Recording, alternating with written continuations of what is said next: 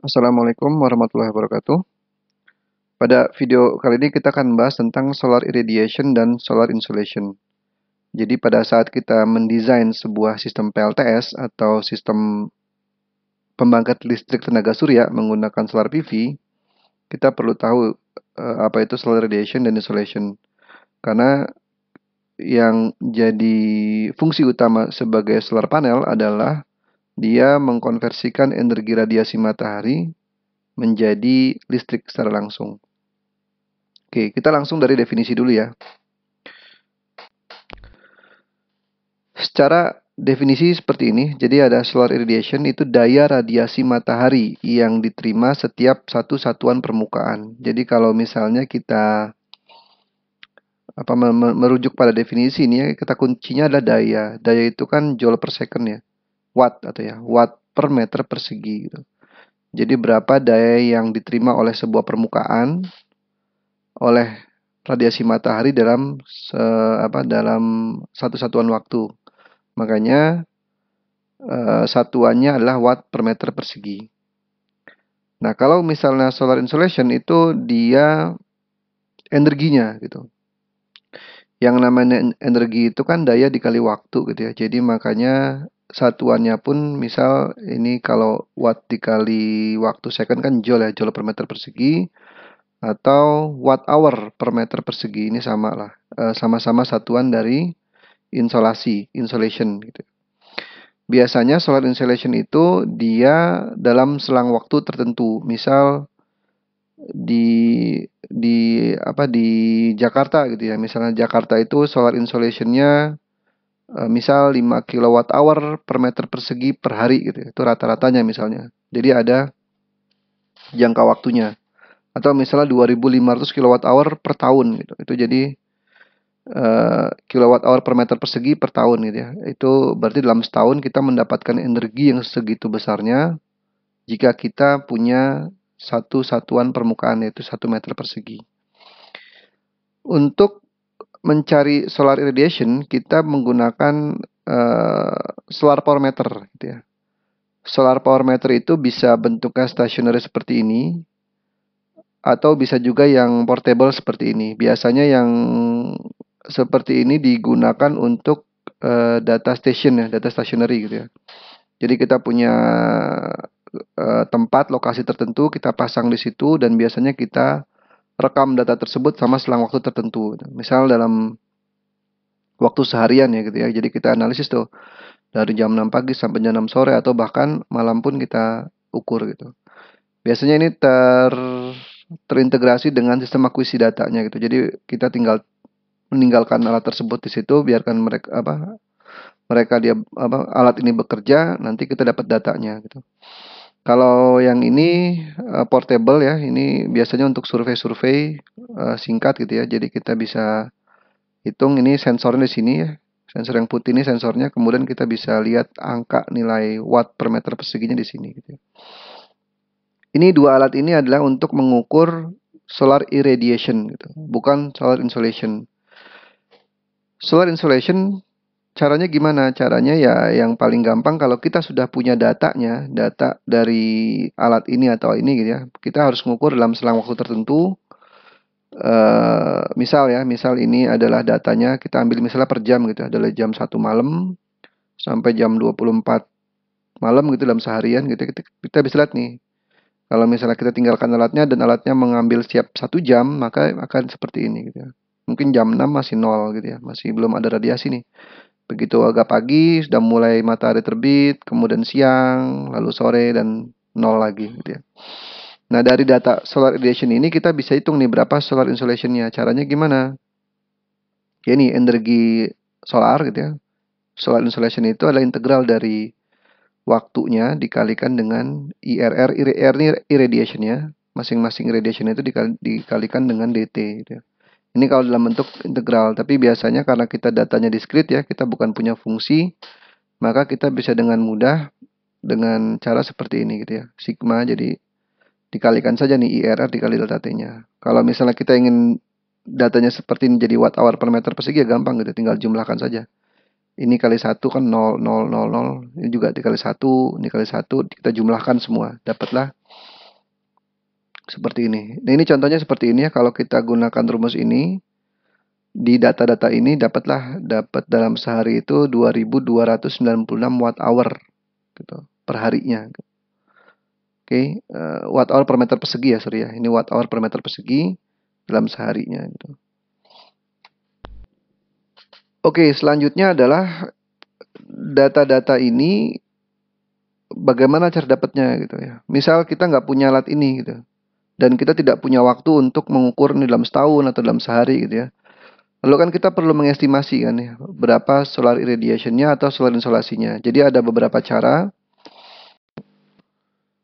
Cara yang pertama adalah menggunakan eh, ini website ini ya. Jadi globalsolaratlas.info ini bisa kita kunjungi. Kita klik aja ya kalau di slide-nya ya. Nanti akan ada tampilan seperti ini gitu ya. Kemudian kita bisa klik lokasinya di mana aja yang kita inginkan gitu ya. Nanti dia akan mulai mengeluarkan beberapa parameter. Nah, misalnya di sini kita bisa pilih ini hanya bisa untuk solar insolation ya, bukan solar radiation. Jadi kita bisa pilih antara solar insolation tahunan atau harian rata-rata gitu ya. Caranya gimana? Kalau kita ingin tahuan, kita harus klik di sini ya, yang ada tanda panah ke bawah, apa segitiga ke bawah ini. Kemudian kalau kita klik bisa pilih per year atau per day gitu ya. Nah, di sini kebetulan di gambar ini per year. Jadi kita bisa lihat beberapa parameter yang ditampilkan di sini. Misal dari spesifik photovoltaic power output gitu ya. Ini energi yang bisa kita dapatkan setiap kita memasang 1 kWp solar panel gitu ya. Kemudian direct normal radiation ini harus insolation ya.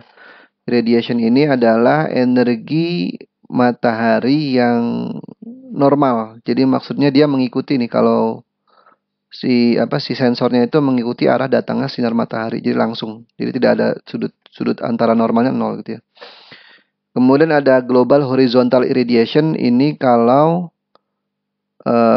sensornya kita letakkan horizontal gitu ya. Jadi menghadap ke atas lah gitu. Ini global horizontal irradiation itu ya gabungan antara normal irradiation-nya yang normal direct normal irradiation-nya dengan diffuse-nya gitu. Kalau diffuse itu adalah ini pantulan nih. Di atmosfer itu kan walaupun kita tidak melihat matahari, tapi atmosfernya juga seolah-olah lebih terang kan gitu ya. Jadi itu yang diukur. Jadi dihalangi direct normalnya. Jadi yang diterima sensor hanya yang diffuse-nya saja gitu ya. Ini global tilted irradiation at optimum angle, ini kalau misalnya permukaannya dimiringkan gitu ya. Dimiringkannya kemana? Ya ini ke PV modules yang optimum. Ini 11 ini maksudnya, ini kan di Bandung ya. Di Bandung itu berarti 11 derajat ke arah utara gitu. Kemiringannya ke arah utara. Miring ini maksudnya sudut antara ground ya, ground sama ground sama arah keutarakan gitu ya, di arah utarakan, diarahkan ke utara gitu ya. Kalau kita lokasinya ini kan karena kita di lintang selatan ya, Bandung itu masih lintang selatan bumi gitu ya. Kalau misalnya kita di negara atau di wilayah yang lintang utara, maka diarahkannya ke selatan gitu ya. Nah, 0 ini maksudnya ke azimut ya, optimumnya ke arah khatulistiwa gitu. Kemudian ini air temperature, ada terrain elevation, ini ya di tempat Bandung kira-kira 683 mdpl di atas permukaan laut. Kemudian air temperature rata-ratanya 23 gitu. Nah, ini yang bisa kita gunakan. Nah, mencari data insolation yang paling penting adalah ya ini global horizontal irradiation sekitar segini. Ini kalau kita kalau kita letakkan secara horizontal. Kalau kita letakkan solar panel kita nanti adalah miring gitu ya, punya slope atau punya tilt angle, sudut kemiringan, maka kita gunakan yang ini. Ya. Kalau sudut yang lain bagaimana ya tidak bisa ditentukan dari sini gitu ya. Oke, itu mencari data cuaca dengan menggunakan website ini. Kelemahan dari ini praktis banget ya, dipakainya sangat mudah gitu ya. Tapi kekurangannya adalah kita tidak bisa mendapatkan nilai per jamnya. Jadi kalau kita ingin lihat fluktuatif harian gitu ya, per jamnya seperti apa, kita tidak bisa pakai ini. Nah, bagaimana solusinya kalau kita ingin membuat atau memperkirakan desain kita memperhitungkan fluktuasi harian per jamnya berapa gitu ya. Nah, itu kita bisa gunakan cara lain gitu ya. Salah satunya adalah dengan menggunakan ini. Oke, cara untuk mendapatkan data per jam itu ada beberapa sumber, misal dari website NASA, kemudian Meteorological Agency. Ini mungkin di masing-masing negara punya gauge sendiri ya, atau bisa juga menggunakan climate di sini di website ini climate.onebuilding.org. Ini yang biasa saya pakai gitu ya. Untuk simulasi per jamnya seperti apa gitu ya. Caranya gimana? Pertama kita kunjungi ini gitu ya. Kita kunjungi ini, kemudian kita pilih lokasi yang kita inginkan. Jadi di sini ini tampilan ya, tampilan di website ini. Kalau kita ingin Indonesia gitu ya, berarti kita perlu klik yang di South Pacific Region ya, gitu ya. Southwest Pacific Region, bukan di Asia kalau untuk Indonesia.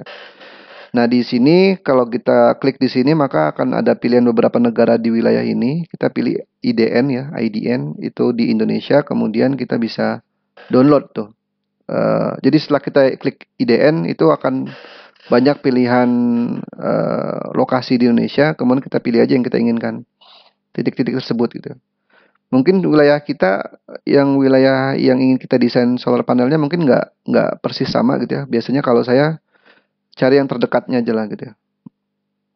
Misal di kepulauan terpencil di Pulau Alor gitu ya, di NTT ya, berarti kita cari aja yang mendekati di situs di mana gitu ya. Nah, apa sih filenya? Ya.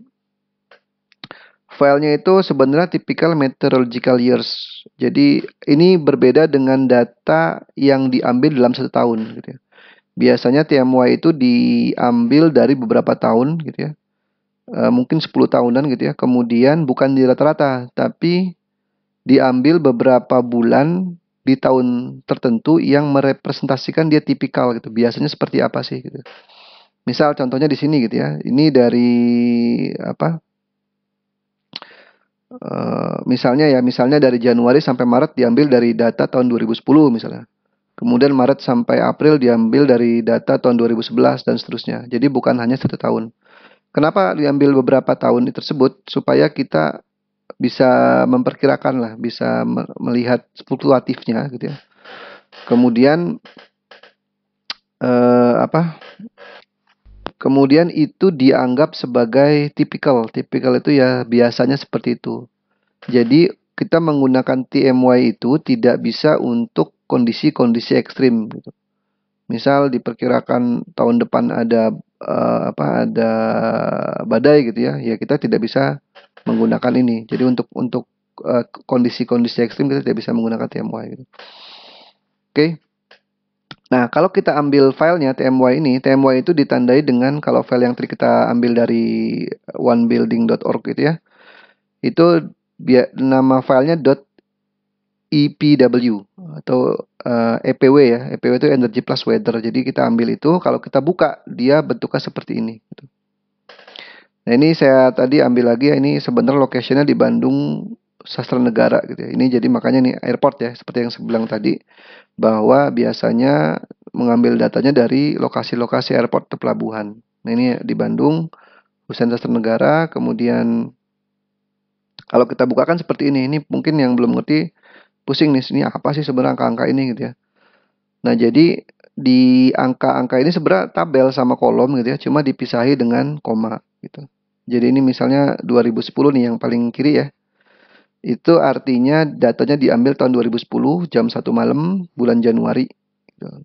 Ini jam 2 malam, jam 3 malam terus saja. Jadi ada 8.760 baris gitu dari sini ya ke bawah gitu. Nah, untuk masing-masing kolom lainnya itu bisa kita lihat di sini. Kalau ingin penjelasannya, ada bigleathersoftware.com, ini diklik aja. Nanti kita bisa lihat nih kolom pertama apa, kolom kedua apa, kolom ketiga apa, dan beberapa parameter yang ditunjukkan ini adalah solar irradiation-nya, baik itu global horizontal irradiation, kemudian direct normal irradiation, diffuse radiation, ada semua di sini, termasuk suhu dan kelembaban juga ada kalau nggak salah. Oke, ini bentuknya seperti ini ya, agak nggak enak gitu ya dilihatnya. Tapi kalau kita bisa mengekstrak informasi dari sini akan sangat bermanfaat sekali pada saat kita mendesain sebuah sistem PLTS gitu ya. Gimana kalau kita ingin ambil data di sini contohnya seperti ini gitu. Ini saya ambil di hari pertama ya, dari misal kalau ini ya, dari 1 Januari jam 1 malam sampai 1 Januari jam 24.00 gitu ya. Jadi ya ini bisa kita lihat kan di sini ya. Jam 1 malam dia 0 radiationnya, kemudian masih 0 ya sampai jam 6 mungkin baru mulai naik nih sampai siang kemudian turun lagi gitu. Ini solar radiation, ini ambient temperature-nya seperti ini gitu ya. Di Bandung cukup dingin, mungkin tengah malam 17 derajat, kemudian siang hari puncaknya sekitar 28, 27, kemudian turun lagi. Nah, ini contoh plotnya ya, gitu ya.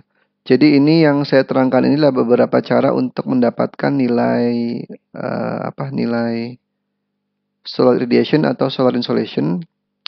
Ini sangat berguna pada saat kita nanti mendesain sebuah sistem PLTS atau mungkin penggunaan energi matahari ya, gitu ya. Oke, ini sekilas tentang video penjelasan tentang bagaimana cara mendapatkan data dan dan bedanya antara irradiation dan insolation.